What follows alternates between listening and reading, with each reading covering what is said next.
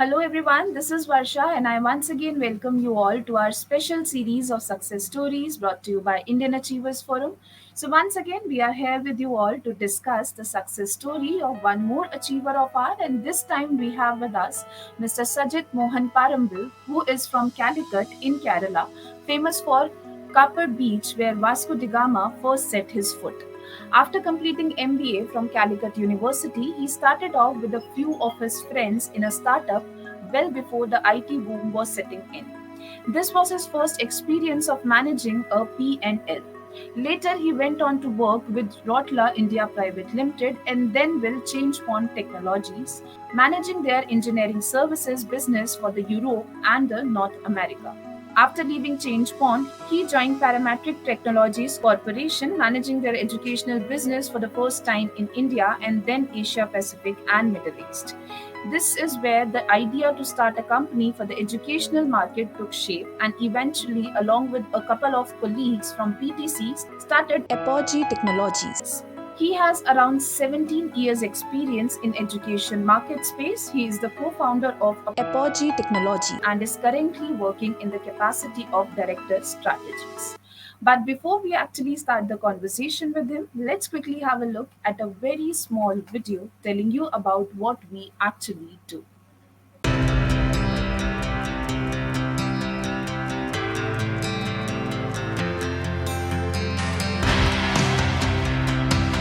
Indian Achievers Forum is driven by a full-fledged advisory board. The board consists of experienced personalities who have excelled in their respective careers. Together, the forum organizes conferences, events, workshops, exhibitions, trade shows, and B2B initiatives in India as well as abroad. Where there is passion, there is achievement. And where there is achievement, there is Indian Achievers Forum.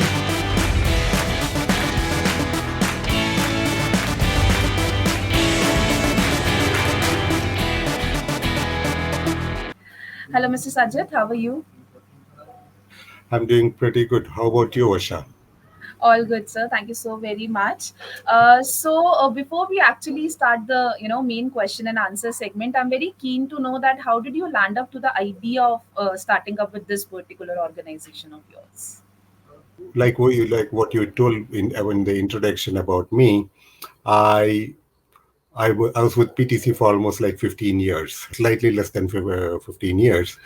So during that time, I had a lot of interaction with my global colleagues, folks who are based out of US, Europe, and even Australia, the so-called the developed worlds, and had a lot of chance to actually work with them, interact with them.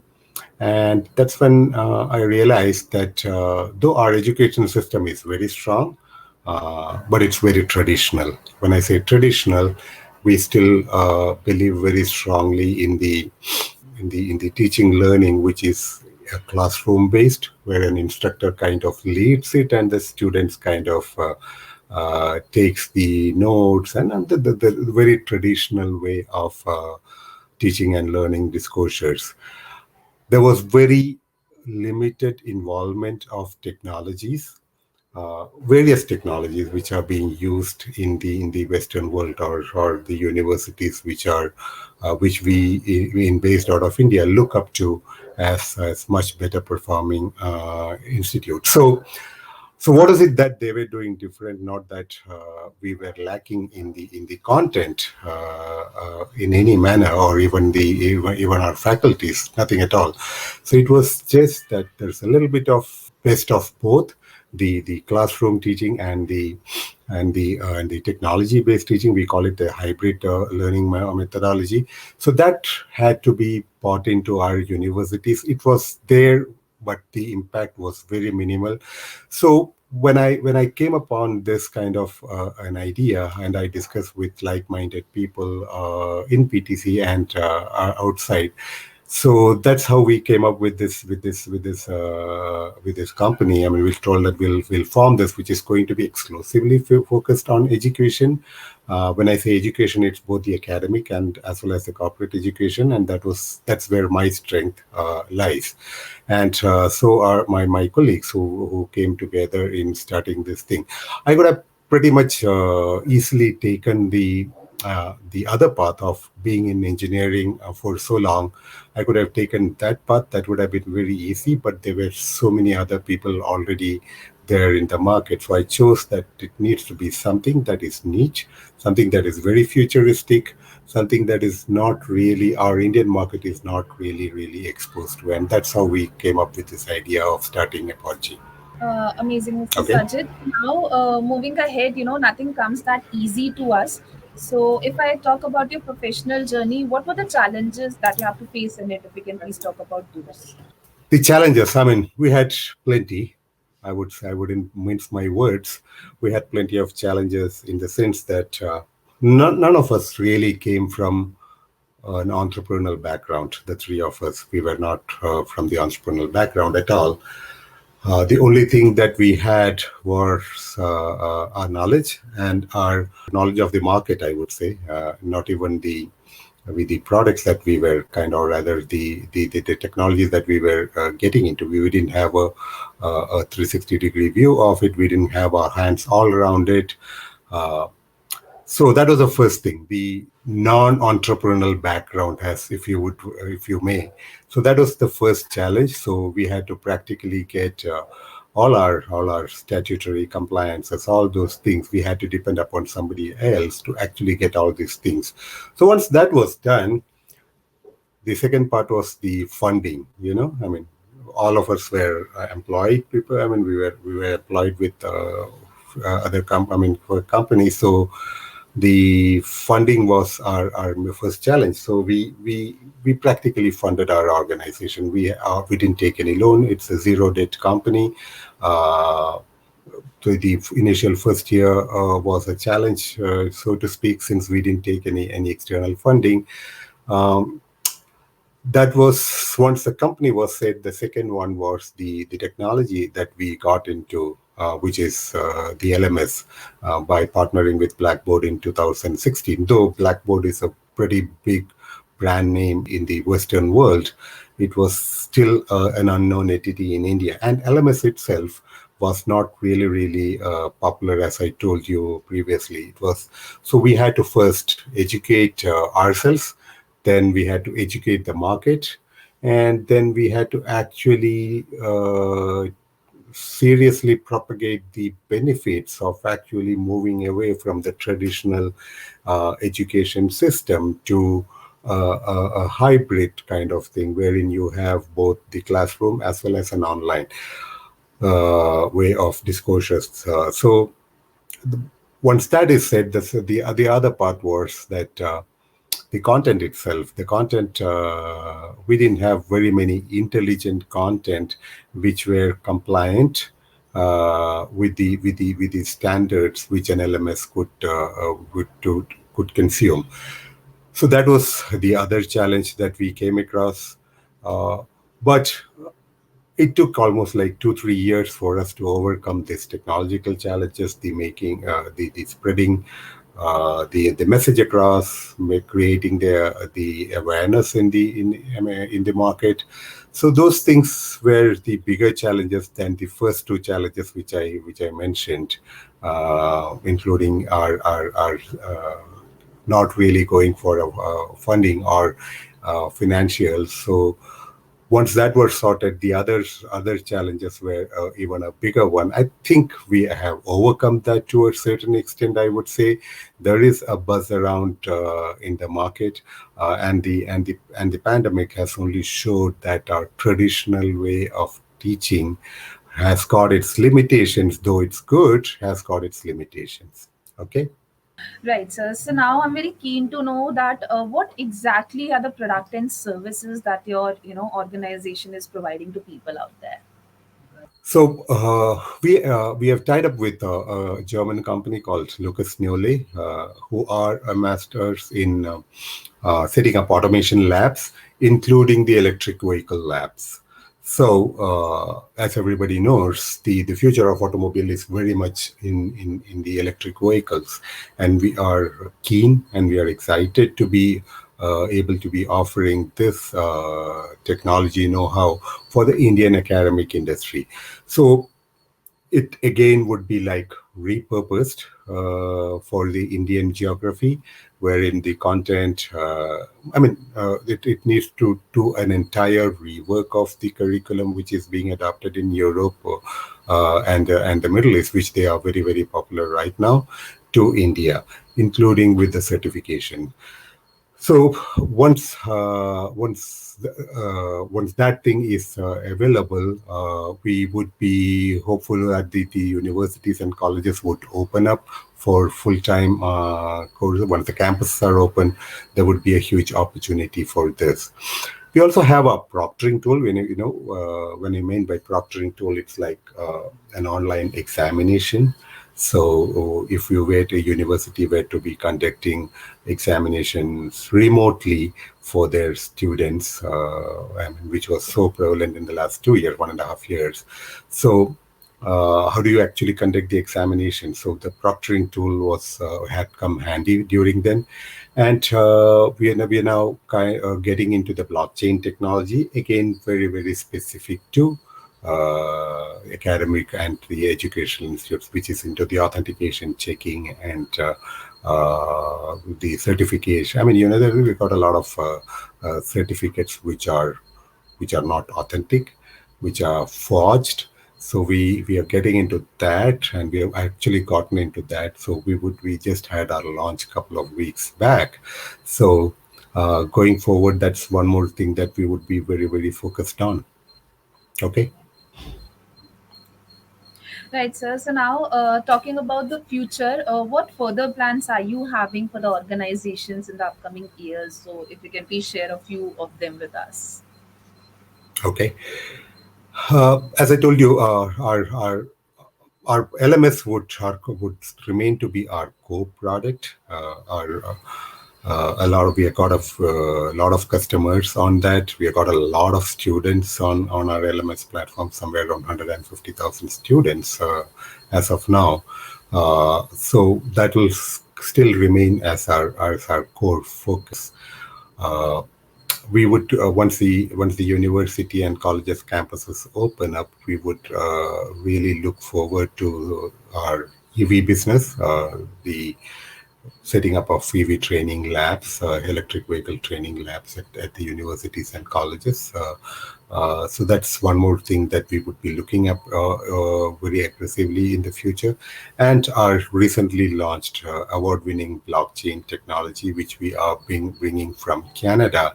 It's on a partnership with a Canadian company called HUChain. So we just launched this couple of weeks back, and now we are aggressively going to promote that. Again, it's going to be a similar kind of journey, wherein we need to actually educate the market as to why blockchain in academics is so going to be relevant. The blessing in a way is that the government has actually been cognizant about it, and they have come up with, at least CBSE has come up with some kind of a blueprint around this blockchain technology to be used for forgeries and forgery checking and all those things. So maybe that will help us in spreading the word around. And I wish you all the success for all these plans of yours, sir. Thanks. All right. So now, moving ahead, you must be knowing about the Atmanirbhar Bharat campaign that is, going on in India at the moment. As in during this pandemic period, it has been given a great importance to. So, what are your thoughts and views on this Atmanirbhar Bharat campaign, and also how is your organization working towards this? As I told you, as you mentioned, the pandemic kind of exposed a lot of our weaknesses. When I say our weaknesses, we as a country, our system. But then we were not the only one who were exposed. Okay, it was the same with everyone. So we were very, very focused on on our LMS offerings during this pandemic, because everybody were remote. I mean, I've been working remote for the longest time that I can remember now. It's almost like 2 years. Okay, not even taken a flight to go on a business travel for almost like 1.5 years now. So with everybody going remote, our students should not be suffering. So we are glad that we were able to make a positive impact for with around 150,000 students uh, using our LMS studio solutions, which is very much in line with the Digital India vision. So that's with as far as the LMS goes. Now with the future of automobile industry, as I told you, since it lies in EV, and we are going to have a breadth of resources. When I say resources, skills, people. So we need to kind of gear up that training business. We, in the sense that as a country, and we would be trying to do our bit in this. So this very much in line with the union government's vision of going electric in the automobile in the very near future. Also, we are aligning very strongly with the new education policy NEP 2020, which got released last year. We are repurposing our solutions so that the maximum number of universities and colleges would be able to adopt the NEP 2020 without much hassles. So that's how we are trying to be a part of the Atmanirbhar mission, which our union government has put across.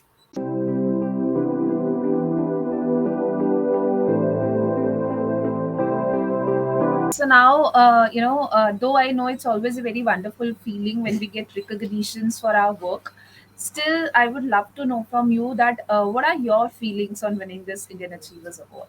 We are elated. We as a team, our company, are elated. We are excited to receive this award. We are. It's a big responsibility. Any award that comes in our way is a big responsibility that you deliver even better results to our customers, primarily going in the coming years. I can only say that I'm overwhelmed with joy, and this is the second award that we got in the last couple of months. I think the first one came our way in the month of March. So it's doubly sweet, and I'm really thankful to Indian Achievers Award that Indian Achievers Forum that they bestowed us with this award. And I once again congratulate your entire team for this recognition you have got. Thanks, Vasha. All right, sir. So now, as we have discussed a lot about your professional role, tell us a bit about the CSR activities too that you are involved in. So our CSR, my involvement in the CSR activities began when during my tenure at PTC, because that was a very critical part of my job, wherein we had to educate students, the K-12 students, free of cost, and it was costing us. We had invested a lot of money in actually doing that. When you compare to that scale, what we are offering, giving back to the society right now, is not so much in terms of dollar values, but we are trying to give back to the society in the most meaningful way that we are able to. So particularly during the pandemic, we have been involved in with societies who are feeding the needy. That was the first focus that I had. We had, and I was kind of advocating with that with my colleagues that we should, if at, our CSR activities should be focused around education and food. So there should be as many people as we can try to feed. Let's do that. As many people as we can try to educate. Let us do that with free of cost as what we can do. But particularly during the pandemic, uh, I wouldn't call it but totally CSR, but we did reach out to a lot of students with our technologies, the LMS technologies, wherein they could actually study sitting remotely in their house or village or wherever it is. As I told you, somewhere around 150 or 1,000 students were using our technology during the pandemic, and even using now to their day-to-day academics part of it. So this was our contribution so far. Not been very aggressive with our CSR activity. We want to do that, but it will be always focused around education and feeding the hungry. Right, Mr. Sajid. So now, last but surely not the least, what message you would like to give to our younger generation to become a successful entrepreneur someday? Oh, well, our younger generation is much smarter than ours. I mean, I would say that what probably we would grasp in a day, they would probably grasp in an hour. That's what I strongly believe. But the from my learnings and practical learnings, I wouldn't want to give them textbook management learnings at all. From my practical learnings of having worked with work with a few corporate companies and having started this company, and for the learnings from the last 5 years, what I would say is that first you need to have a vision. That's the most important as to if you want to become an entrepreneur. What is it that you would want to get into? What is the vision that you have for yourself? What's the vision that you have for your company? And that vision should be very much aligned to your strength. Once you have the vision, plan towards it. You need to have a very solid plan to achieve that vision. As I keep telling everyone, the devil lies in the details. So try to detail a plan to the last line, and then build a business, and then build an organization. So don't, it should never be the other way around, wherein you build an organization and then you go hunt for business. No, build a business, build that solid plan, build a, well, you should know as to what your market is, how you're going to go to the market, the GTM, everything is ready. And then you build an organization around it. Work smart. I mean, people say hard work. I mean, I would say that it's smart work, which is more in demand nowadays. Determination. Don't give up very easily, and patience. It's very easy to get dejected if things don't go your way. So give it the time that it deserves. Uh, a business, every business, which if you're starting from scratch, you should have a patience of at least a year to invest into it, nurture at least a year. Before a year, if you are kind of giving up on your vision and your business, that means you probably didn't have your details in place and your vision in place, or all those things that I told previously. You don't have those things in place. Always be futuristic in whatever you are trying to do. Don't take the path that a lot of other people would have taken, and they were successful. They were successful because they probably were one of the first to adopt or go down that path.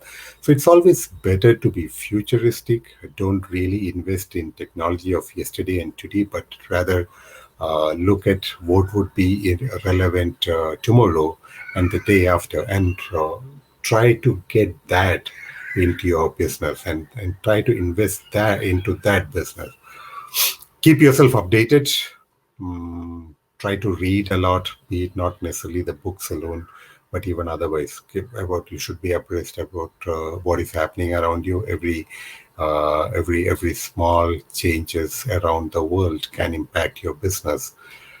And the last, have fun and don't forget to have fun on the way. You can be very serious when you are an entrepreneur because there's your own serious money involved.